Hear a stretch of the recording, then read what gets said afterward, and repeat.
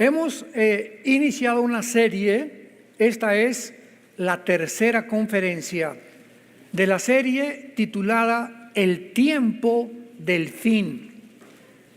Ya hubo 2 conferencias que compartí en la iglesia de Toluca, esta es la tercera conferencia, para que puedas tú comenzar a entender claramente en los tiempos en que vivimos, y más que nada es una ayuda teológica, escatológica, principalmente a todos los estudiantes serios, dedicados, perseverantes en la palabra de Dios.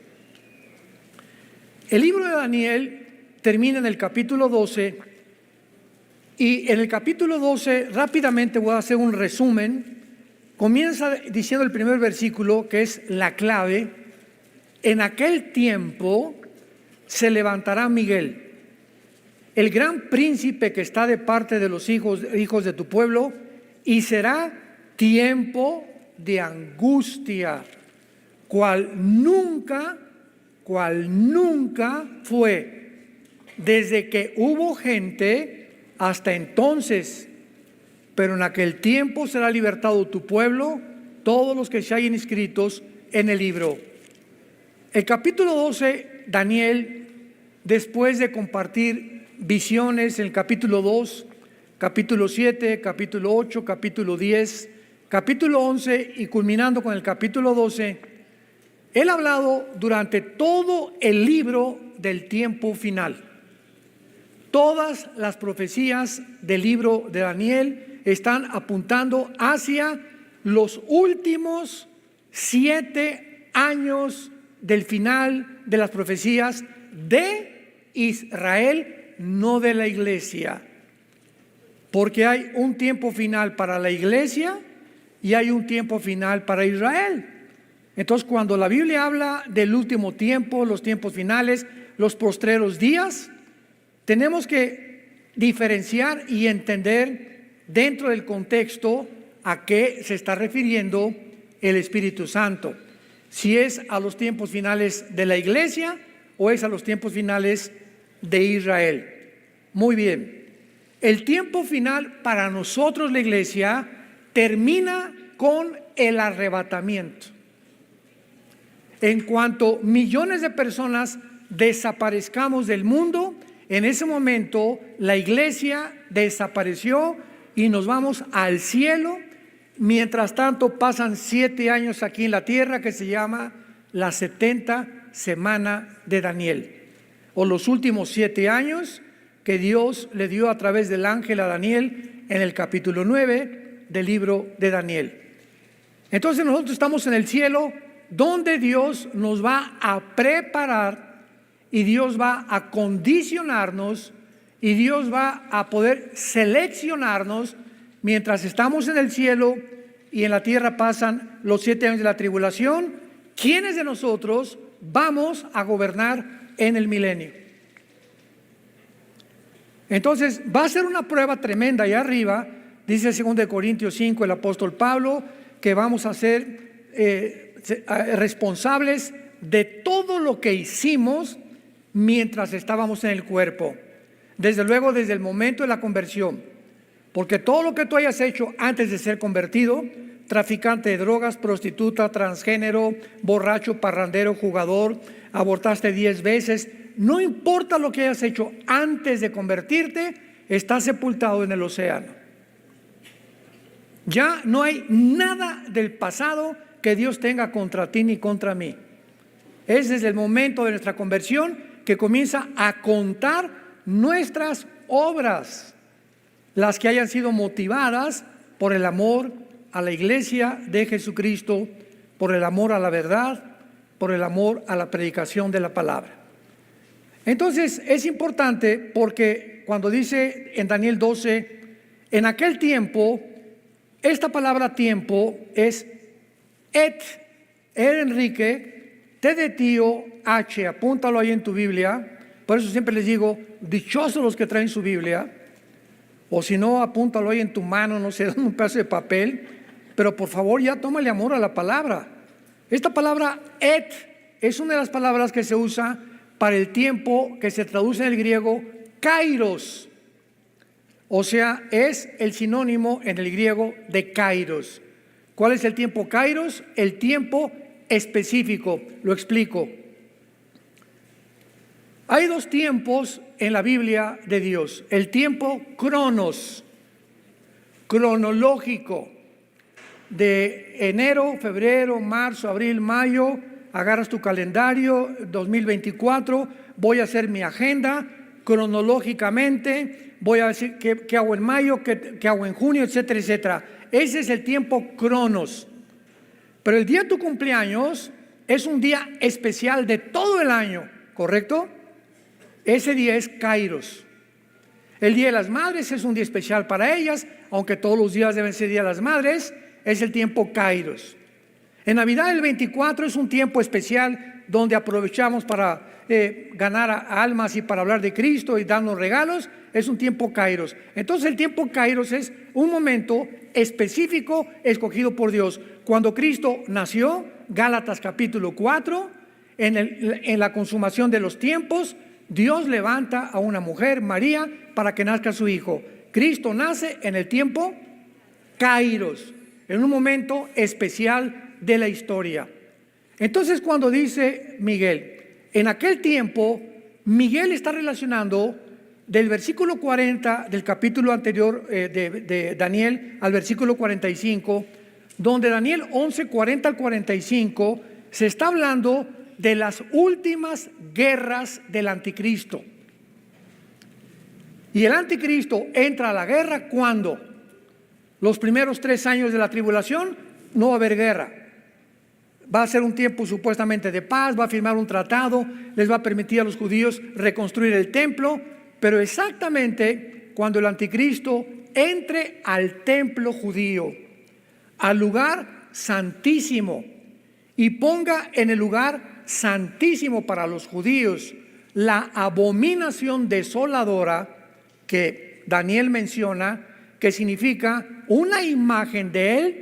No sé si va a ser de inteligencia artificial, o va a ser un robot, o va a ser algo que pueda manifestar y claramente que parezca que tiene vida, pero cuando él ponga esa imagen, desde ese momento comienza la persecución más cruel, más sanguinaria de toda la historia contra los judíos y contra el pueblo cristiano que en aquel tiempo se haya convertido durante la tribulación. Entonces, cuando dice Miguel, en aquel tiempo, está hablando exactamente de los últimos 3 años y medio de la tribulación. ¿Me van siguiendo? Muy bien. Ahora, veamos algo importante antes de pasar a corroborar esto, que esta frase que se usa, en el libro de Daniel, se usan 2 frases, por favor, apúntenlas, estudiantes de escatología, que les interesan las profecías bíblicas. Hay 2 frases en todo el tiempo de Daniel que se tradujeron el tiempo del fin o los postreros días. La primera es Ketz, con Q de queso, U, E de Enrique, T de tío, S de Samuel. Ketz, así como suena. Y después E de Enrique, T de tío, Et, que fue traducido el tiempo kairos o el tiempo del fin, o sea, un tiempo específico. Y la otra frase es Acharit Yom, tal como suena, Acharit con CH, Yom es con Y, que se traduce días muchas veces. Esto se tradujo como los postreros días. Muy bien, vayamos rápidamente al libro de Deuteronomio capítulo 4 y veamos en el versículo 30 que ya se había profetizado que Israel iba a atravesar en el futuro un tiempo de tribulación, o que se conoce también en Jeremías 30 como tiempo de angustia para Jacob. Dice Deuteronomio 4, versículo 30, cuando estuvieres en angustia, les dice Moisés, le está hablando al pueblo de Israel, y te alcanzaren todas estas cosas, observen, si en los Acharit Yom, si en los postreros días, O sea, si en el tiempo del fin para Israel, ¿cuándo es? En la gran tribulación. ¿Cuándo es los postreros días para Israel? En los 7 años finales de la tribulación, donde nosotros no vamos a estar.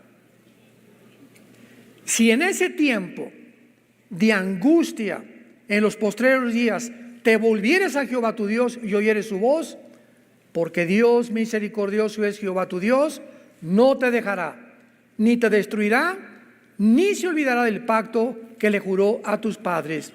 Aquí hay una promesa para Israel, que hay muchos judíos durante los últimos días del mundo, de la gran tribulación, donde la iglesia ya no va a estar, y va a haber un avivamiento tremendo, y van a morir como mártires, de acuerdo a Apocalipsis 7, vio Juan a todos los mártires de la tribulación. Dios le dice a los judíos que todos los que se conviertan en la tribulación van a formar parte del reino milenial. Entonces no todos los judíos se van a salvar, como tampoco no todos los gentiles se van a salvar, solamente aquellos que hayan puesto su confianza en Jesucristo. Veamos esto en Isaías capítulo 26, que es otro pasaje que nos habla claramente acerca de esta promesa de Dios. Isaías 26, versículo 20 y 21. Anda, está hablándole a Israel. Anda, pueblo mío, entra en tus aposentos, cierra tras ti tus puertas, escóndete un poquito por un momento, en tanto que pasa la indignación. ¿Qué indignación está mencionando aquí Dios? Porque aquí que Jehová sale de su lugar para castigar al morador de la tierra por su maldad. Escúchenlo, directores de las Naciones Unidas. Escúchenlo todos los políticos y todos los que en este tiempo ya están tomando partido, América o Chivas. Tú no te puedes poner la camiseta a la mitad, América y abajo Chivas. ¿Sabes una cosa? Tú tienes que decidir a qué equipo te colocas, o a qué equipo vas a seguir, o a qué amo vas a seguir. Y este es el tiempo impresionante que una película como esta del El Sonido de la Libertad haya causado tal conmoción en el mundo, que todos comienzan a preguntarse, las televisoras cristianas, todos los de la derecha, ¿verdad? Todos los que estamos del lado de la familia, de la ética, de la moral, de los mandamientos de Dios, de que estamos en contra de todo lo que no es más que dos géneros, y los que están en contra, y se están levantando compañías, te repito, como Disney, compañías de coches, compañías televisoras, de radio, partidos políticos. No pasen esa película, inmediatamente se colocan, ya se pusieron la camiseta. Estamos a favor de la pedofilia. Increíble. Jesús dijo: he venido a traer espada. Y nunca como ahora la humanidad está siendo dividida, donde ya nosotros claramente estamos viendo quién es quién por la forma que apoya a ciertas tendencias en el mundo actualmente. Y eso es lo que va a determinar tu futuro eterno. Anda, pueblo mío, entra en tus aposentos, escóndete mientras que pasa la indignación, porque Dios va a castigar al morador de la tierra por su maldad contra él. La tierra descubrirá la sangre derramada sobre ella, más de 15 millones, 20 millones de abortos. ¿Escuchaste? Más de 15, 20 millones de abortos. Se legalizó el aborto en 1973 por el Tribunal Supremo de Estados Unidos. Es impresionante que haya habido más muertos que en una guerra mundial de niños. Y sigue siendo el objeto de Satanás ahora, echar a perder a una criatura, traumar a una criatura, violar a un niño de 8, 5, 6 años de edad, como en la película, eran niños menores de 8 años. Y los venden como si fueran prostitutas, como si fueran mercado, como si fuera a 5 el kilo de aguayón. Impresionante. Y ves cómo los llevan, los guardan y cómo los convencen y se los arrebatan en los mercados y los están en la frontera, se los llevan y nadie vuelve a preguntar por ellos y están en el mercado del tráfico de niños humanos, vendiéndolos a pedófilos, a psicópatas, sociópatas, que van a tener su castigo en el infierno algún día, porque tienen que pagar por eso algún día. Esas personas ya no son humanos. Escucha esto, ya no son animales. Aquí estamos el humano, aquí está el animal. Nunca un animal viola a un bebé. Un perro nacido, un león a un leoncito, jamás. Estas personas han descendido un nivel más bajo que los animales. Ya no son animales, son monstruos. Es la palabra y el término que los puede definir, monstruos. Porque se han deshumanizado completamente.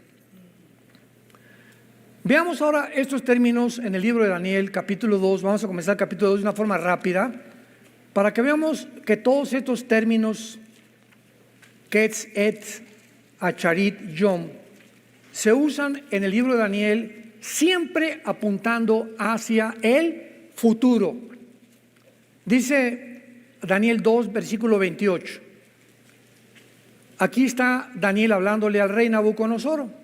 Y le dice, pero hay un Dios en los cielos, el cual revela los misterios. Y Él ha hecho saber al rey Nabucodonosor lo que ha de acontecer en Acharit Yom, en los postreros días. Y aquí tu sueño y las visiones que has tenido en tu cama. Aquí Daniel le interpreta al Nabucodonosor y le dice, ese sueño que viste, una estatua, la cabeza de oro, el pecho y los brazos de plata, el vientre de bronce y las piernas de hierro y los pies de la estatua, mezclados con barro y con hierro, representan a los 4 imperios nada más. Desde hace 2600 años que se escribió Daniel hasta la segunda venida de Cristo, solamente bíblicamente habrá 4 imperios que van a gobernar el mundo. Y desde ese entonces fue Babilonia, que es la cabeza de oro, los medos y los persas, que es lo que representa el metal que sigue, y después el bronce, el imperio griego, que derrotó a los persas Alejandro el Magno, y de acuerdo a la historia, el cuarto fue Roma. Y Roma se representa con las 2 piernas porque Roma se divide. En el año más o menos 475, Roma se divide en el occidente y en el oriente. Se queda en el occidente Roma como capital y en el oriente se queda Constantinopla, que es Estambul o Turquía moderna.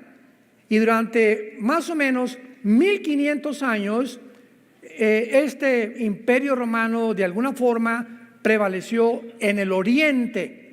Y vinieron los otomanos turcos, que durante casi 500 años gobernaron el mundo, ¿verdad? Bueno, no el mundo porque no controlaron todo el mundo, pero vencieron a Roma oriental y hasta 1923, después de la Primera Guerra Mundial, vinieron los ingleses, vencieron a los otomanos turcos y entonces los ingleses se apoderaron del Medio Oriente.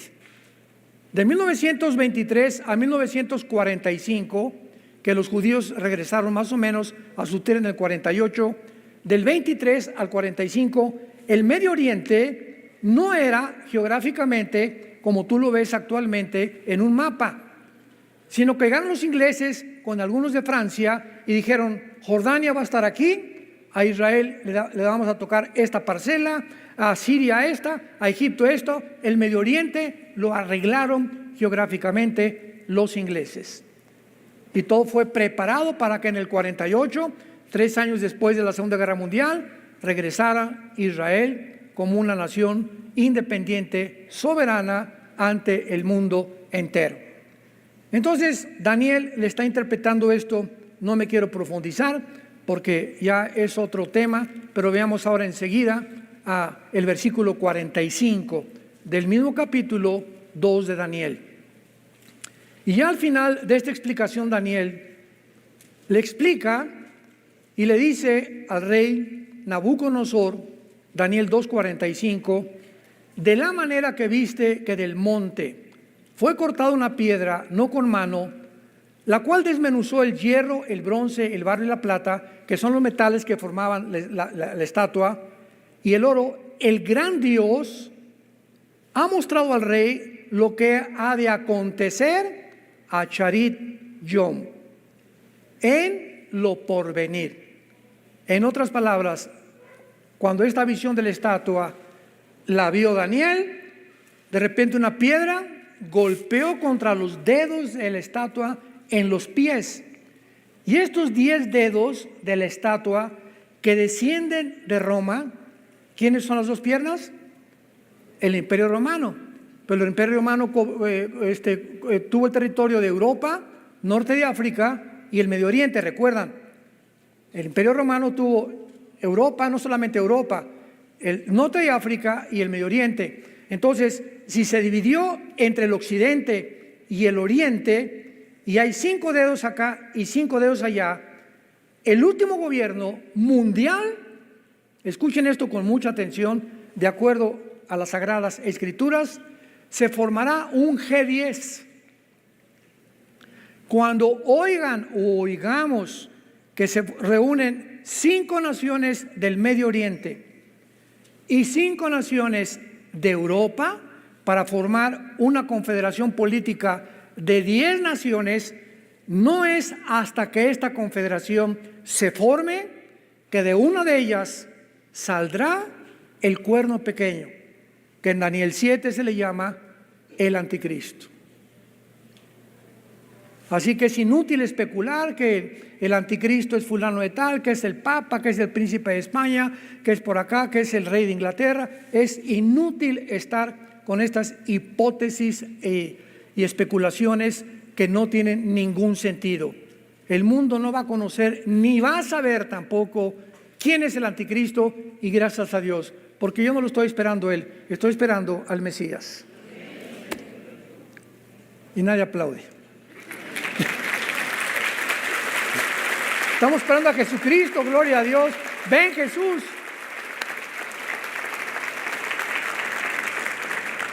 Así termina Apocalipsis 22. Ven Jesús. Y los que tienen sed vengan y beban del agua de la vida gratuitamente.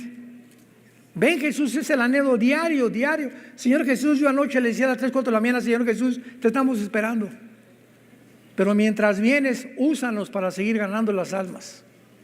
Tenemos que tener pasión por las almas perdidas, pasión por la verdad, porque esta es la hora de los valientes, esta es la hora de los Davides, esta es la hora de los guerreros y de las guerreras de Dios. Para esta hora naciste, quiero que sepas, porque es el tiempo más precioso de toda la historia cristiana, porque somos la última generación en ver las profecías bíblicas y esperando a Jesús en el aire. Veamos otro.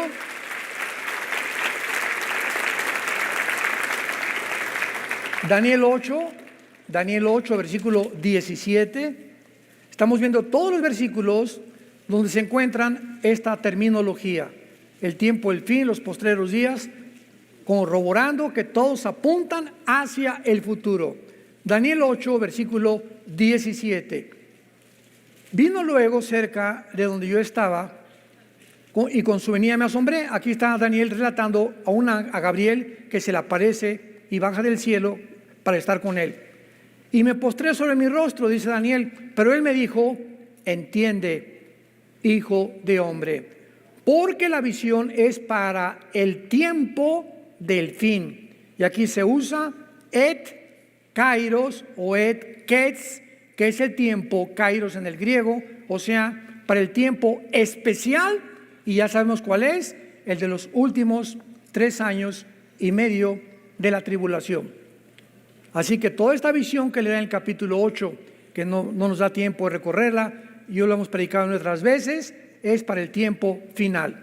Veamos ahora el versículo 19 del capítulo 8 y le vuelve a decir, y dijo, yo te enseñaré lo que ha de venir al fin de la ira, porque esto es para el tiempo del fin. Otra vez, toda la visión del capítulo 8 es ¿para cuándo? Para el tiempo del fin. Vayamos al capítulo 10. Ya casi terminamos con estos términos. Versículo 14.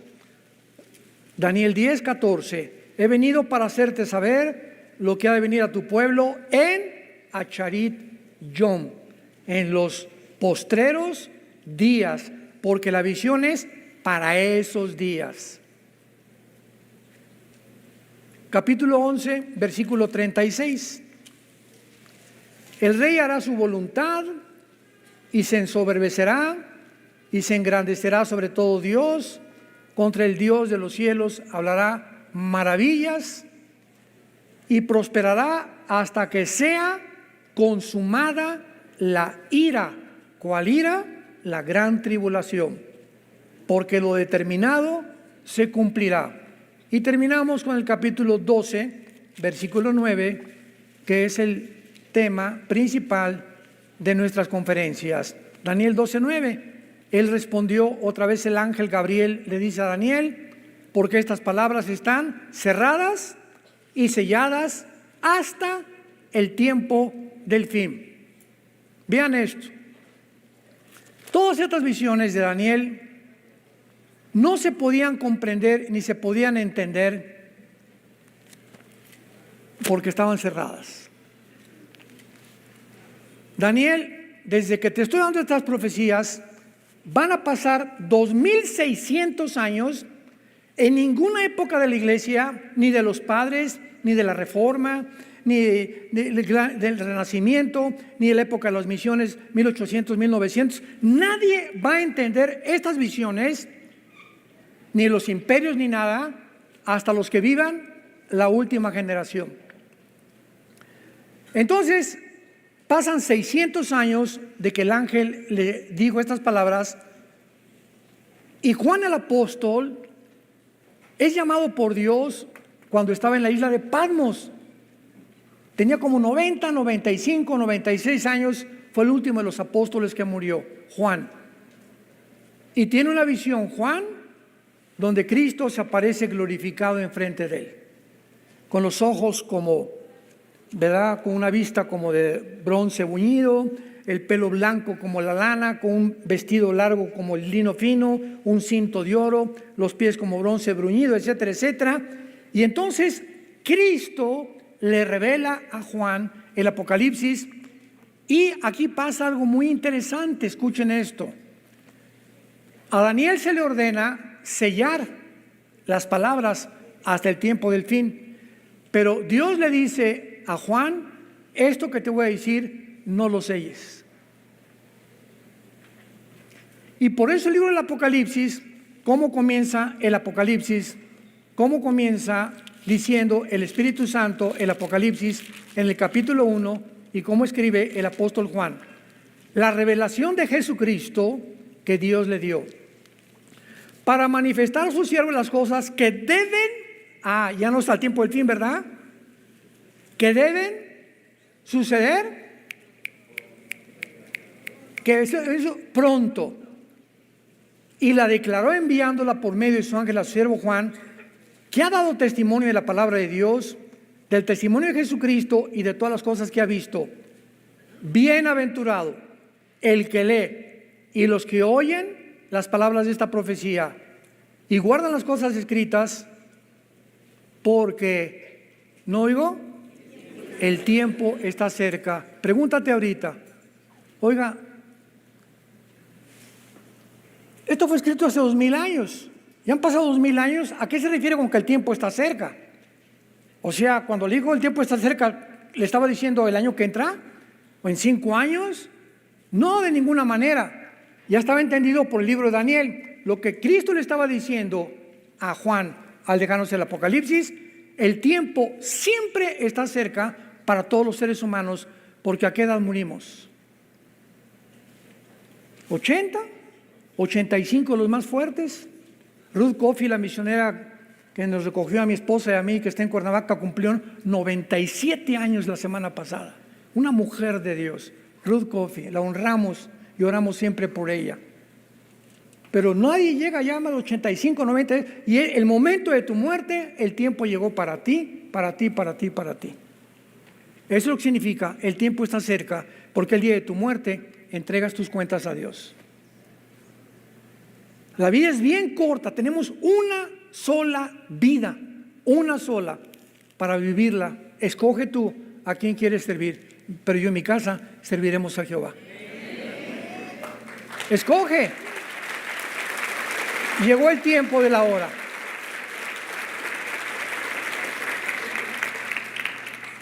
Muy bien, ahora regresamos al libro de Daniel y veamos ahora todo lo relacionado con el tiempo de la gran tribulación, porque así termina el libro. En aquel tiempo está relacionándolo con los últimos 5 versículos del capítulo anterior. El ángel, en aquel tiempo, ¿cuál tiempo? ¿Cuál tiempo está hablando? Un tiempo específico, se levantará Miguel.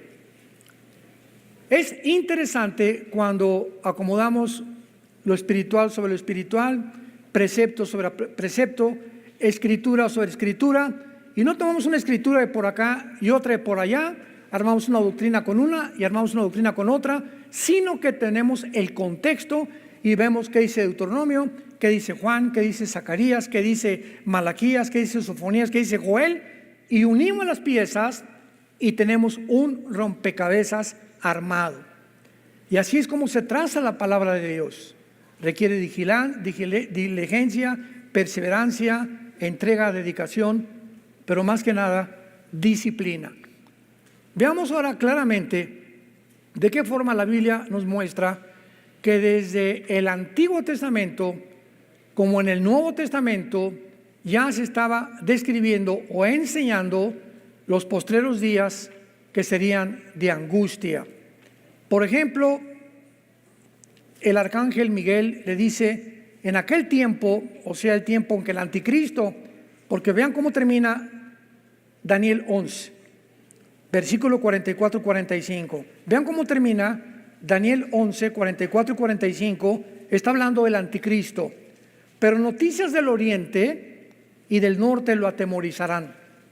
Saldrá con gran ira para destruir y matar a muchos, y plantará las tiendas de su palacio entre los mares y el monte glorioso y santo, mas llegará a su fin y no tendrá quien le ayude. ¿A qué tiempo se refiere aquí el Espíritu Santo del anticristo? Al final de la carrera del anticristo, a los últimos 3 años y medio que le quedan. Esto nos habla que el anticristo, después de firmar el tratado con los judíos, no va a vivir en Israel. Posiblemente se vaya a Irak o a la región de la antigua Mesopotamia, que significa entre 2 ríos, que era Irak y Siria, que es la zona geográfica en la que estaba dividida el Medio Oriente en la antigüedad, en el Antiguo Testamento. Entonces parece que el anticristo va a estar en Irak, porque en esa zona, Irak, Arabia Saudita, Kuwait, se va a levantar el centro comercial más grande del mundo en los próximos meses, en los próximos años, que termina en Apocalipsis 18, ¿se acuerdan ustedes? La ramera en el capítulo 17, el gran centro comercial en el capítulo 18 del Apocalipsis, donde todos los reyes de la tierra van a negociar y nadie ahí va a comprar sin estar marcado con el 666. Todos los que quieran comprar en el centro comercial, entonces el anticristo va a llegar el tiempo en que muda, dice aquí, y entonces plantará las tiendas de su palacio entre el monte glorioso que es Jerusalén. El anticristo muda sus cuarteles generales a la ciudad de Jerusalén, que es ya el final de su carrera. Como lo sabemos, porque estando él en Jerusalén, noticias del oriente lo atemorizarán, tal vez como dice Apocalipsis 16, del 12 en adelante, y vi a los reyes del oriente que venían a la guerra del Armagedón, mientras el anticristo está ahí en el valle del Megido. Todos los que fuimos a Jerusalén hace algunos días nos es impresionante el Valle del Meguido. Ahí Napoleón Bonaparte dijo: aquí será la tercera guerra mundial.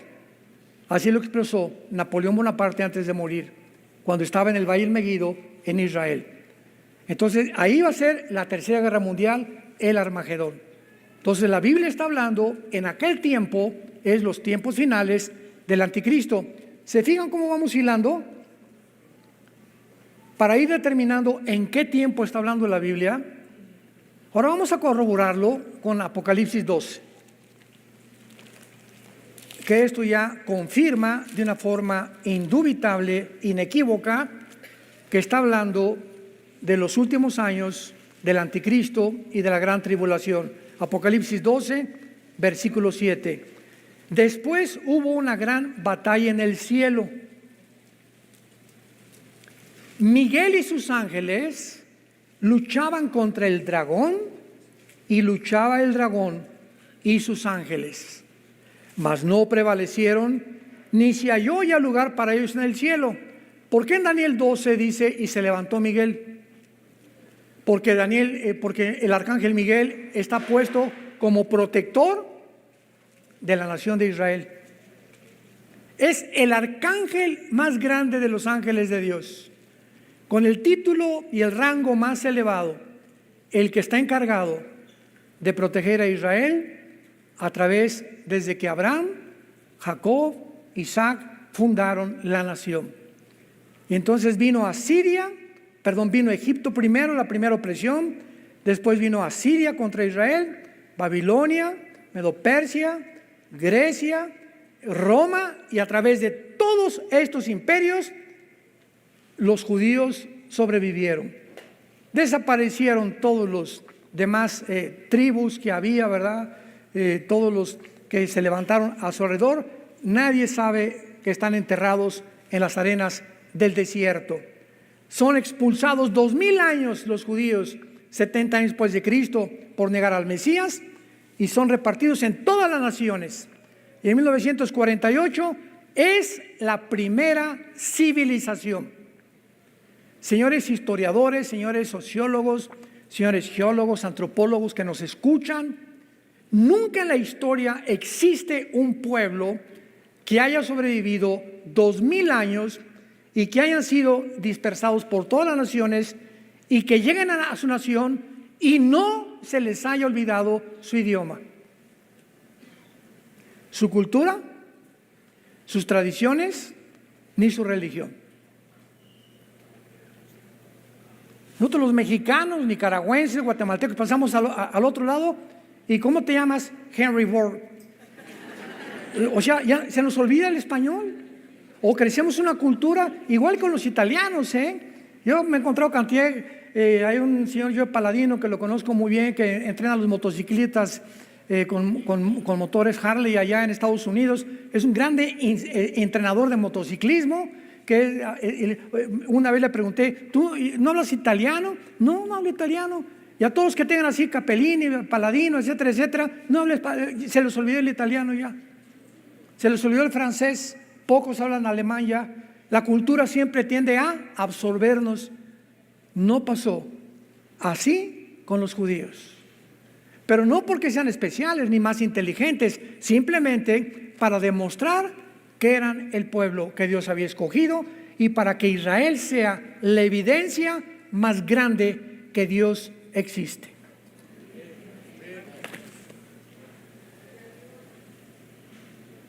La nación de Israel es la evidencia más grande que Dios existe.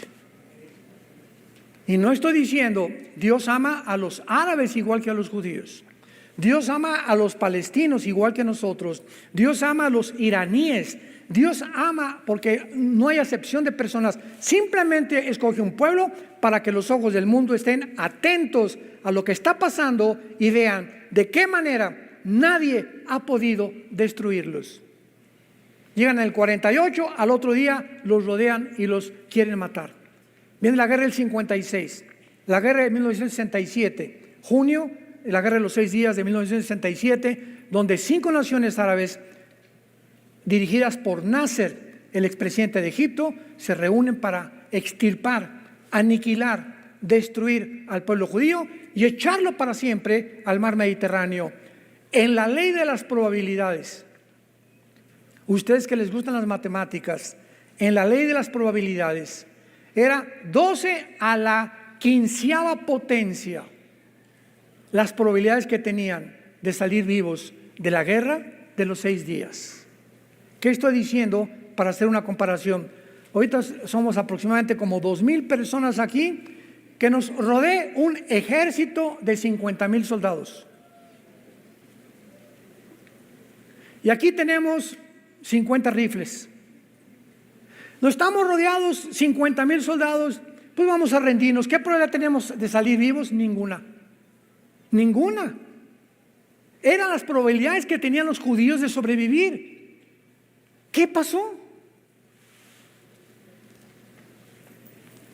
Hay un Dios en los cielos que yo los he escogido para que el mundo sepan que yo enloquezco la sabiduría de los sabios. Y no es con ejército, ni con caballo, ni con fusil, es con mi espíritu, dice el Señor, para que la gloria sea a Él. ¿Se dan cuenta?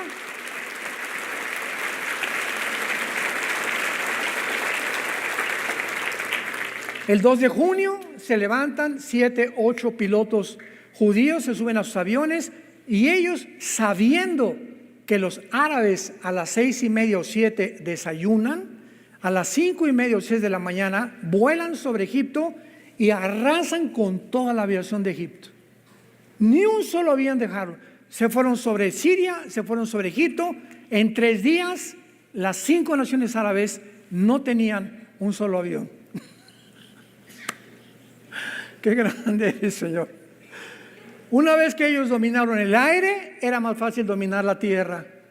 Bueno, a los 6 días nada más duró la tierra, estaban en la península del Sinaí, reconquistaron la ciudad de Jerusalén y tomaron las colinas del Golán y la franja de Gaza y el banco oriental que es Cisjordania, en menos de 6 días. Adivinen por qué terminó en 6 días. Porque el séptimo tenían que descansar. Parecía una ironía, ¿no? Bueno. Y porque el arcángel Miguel está de parte de ellos.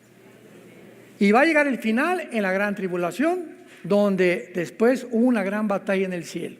Y está hablando del tiempo del arcángel Miguel de Daniel 12:1. Es la misma batalla. Se levantó el arcángel Miguel, el que está de parte de los hijos de Israel, y fue tiempo de angustia. Es el tiempo que estamos viendo en Apocalipsis 12. Pero no prevalecieron, ni se halló lugar para ellos en el cielo. O sea, en la gran tribulación va a haber una batalla para decidir quién se viene a la tierra. Y entonces es derrotado Satanás y sus ángeles, y Satanás, Lucifer y sus ángeles y sus demonios, en los últimos 3 años y medio de la semana 70 de Daniel, de la gran tribulación, son arrojados a la tierra. Si ahorita hay maldad y Él está todavía por ahí reguileteando en el aire arriba de nosotros, imagínense cuando esté aquí ya abajo con sus ángeles caídos, que segurísimo van a tomar forma humana y van a creer que son extraterrestres. Tal vez me imagino que puede haber, porque ahorita está una obsesión con los ovnis, y no saben ni siquiera qué hay detrás del movimiento ovni, que son materializaciones de la energía satánica. Son ángeles preparando el camino para que cuando venga el anticristo con los milagros, van a creer que son extraterrestres, porque los milagros que van a hacer no los puede hacer ningún ser humano, pues se vienen sobre la tierra. Y lo explica aquí el versículo 12 de Apocalipsis, versículo 9. Y fue lanzado fuera el gran dragón. Hasta la segunda parte de la tribulación será lanzado del cielo. Ya Satanás no tendrá acceso al cielo. Todavía tiene acceso al cielo. Por eso dice primera de Juan: si hemos pecado, abogado tenemos para con el Padre, a Jesucristo el justo. Porque el cielo es un tribunal. Aquí está Dios en su trono, aquí está el acusador como en un juicio, y aquí está el abogado defensor. El acusador es el diablo. La palabra Diablo significa acusador. Satanás significa enemigo. Su nombre no es acusador ni enemigo, su nombre es Lucifer. Entonces tú pecas y viene Satanás acusándote. Ve a Paquito lo que hizo antier, y esto y el otro, y ya viste lo que hizo Carmelita, y ya viste que se fue con otra mujer, y ya viste que están fornicando, y está viendo películas pornográficas. Y en ese momento Cristo, dice Hebreos, que vive para interceder por nosotros, no puede hacer nada. Y le abre la puerta de tu casa a los demonios, a tu vida, a tu mente, y comienzan a atormentarte y comienzan a provocar problemas en tu casa, con tus hijos, con tus nietos. Se te viene una bandada como no te imaginas, y Cristo está así cruzado. ¿Por qué? Porque dice, hasta que tú no digas, Padre, perdóname. En ese momento Cristo se pone en medio y dice, Satanás ya pidió perdón, no tienes nada contra él, y cierras la puerta de tu casa, de tu mente y de tu corazón a los demonios.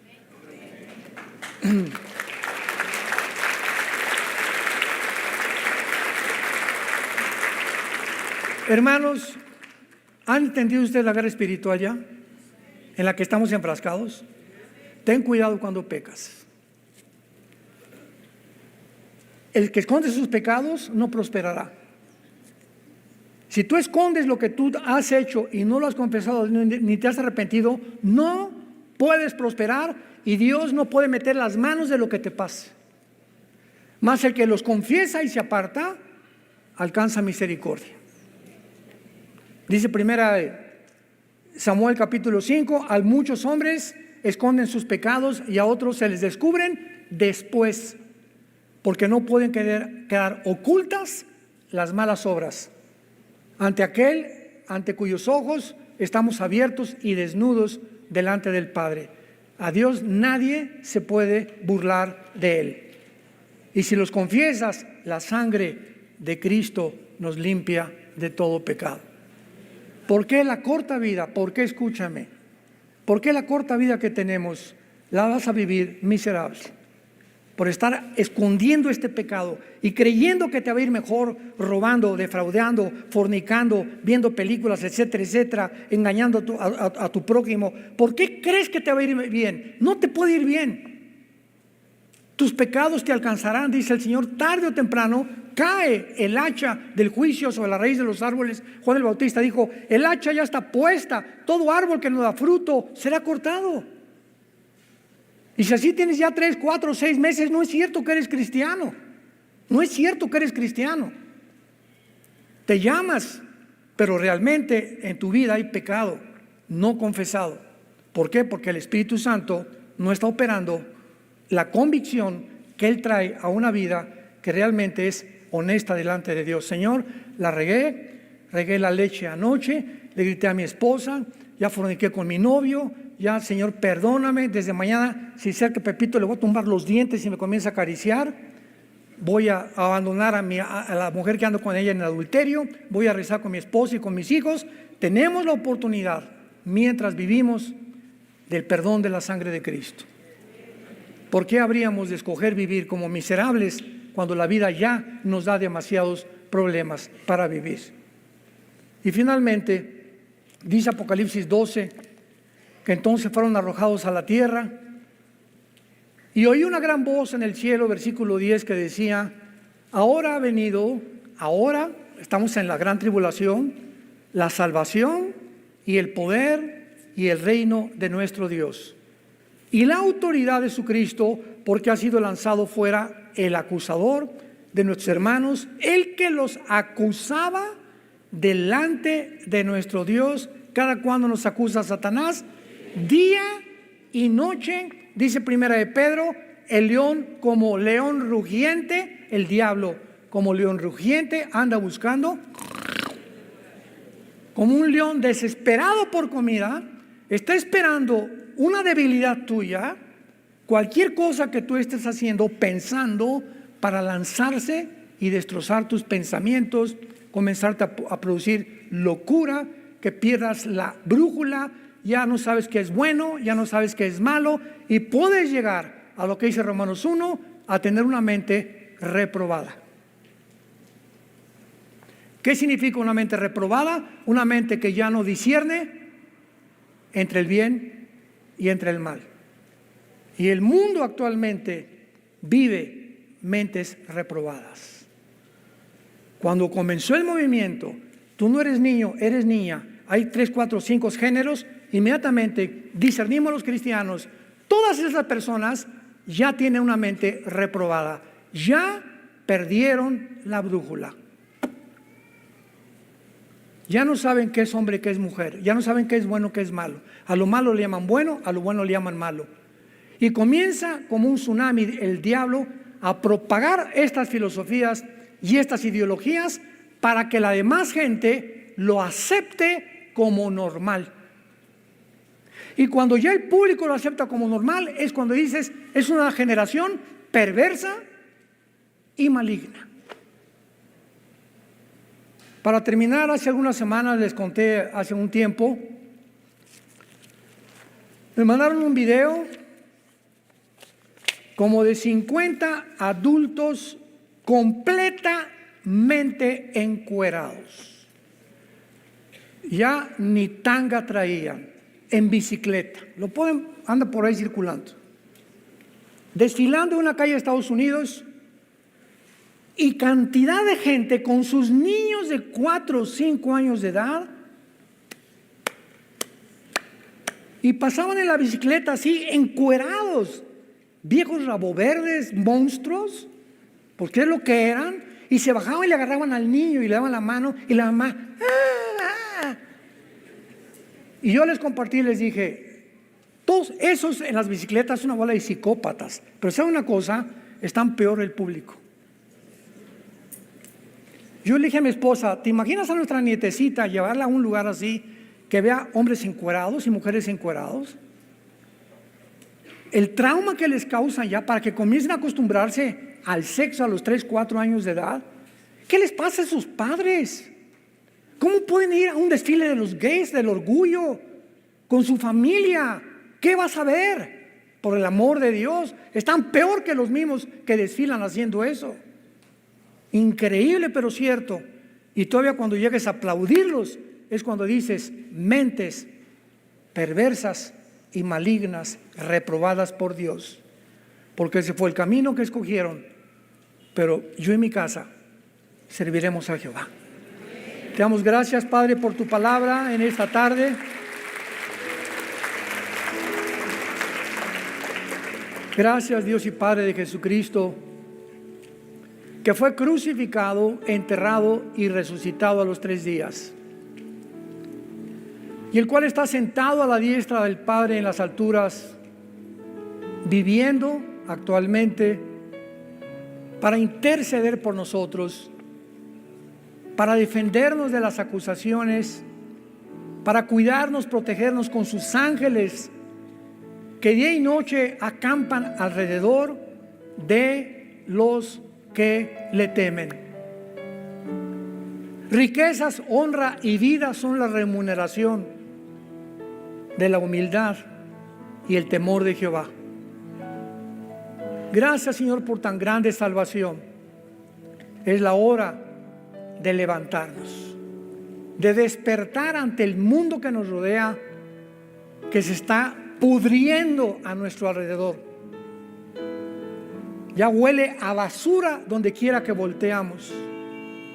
La humanidad como loca, y millones de personas aprobando las cosas que son ya en contra de la misma lógica, en contra de la misma razón, en contra de la misma ciencia, en contra de la misma biología. El mundo enloquecido. Es un mundo desarticulado, es un mundo rebelde, por lo cual tú tienes que juzgarlo en los 7 años de la tribulación. En esta tarde Dios te da la oportunidad que vengas a la cruz. Ustedes que nos ven por la televisión, te da el Dios la oportunidad de arrepentirte de tus pecados y que le digas estas palabras con todo tu corazón. Señor, perdona mi vida, perdona mis pecados. Creo que en la cruz tu Hijo pagó por ellos con su sangre, que a los 3 días resucitó de los muertos, por lo cual te pido, porque creo que vives, Señor Jesús, que entres a mi vida en este instante como mi Señor y Salvador. Te recibo dándote gracias por tan grande salvación, porque cuando muera moriré en paz, sabiendo que he sido perdonado, no por nada que haya merecido, sino por lo que tú hiciste en esa cruz, en mi lugar. En el nombre de Jesús. Amén.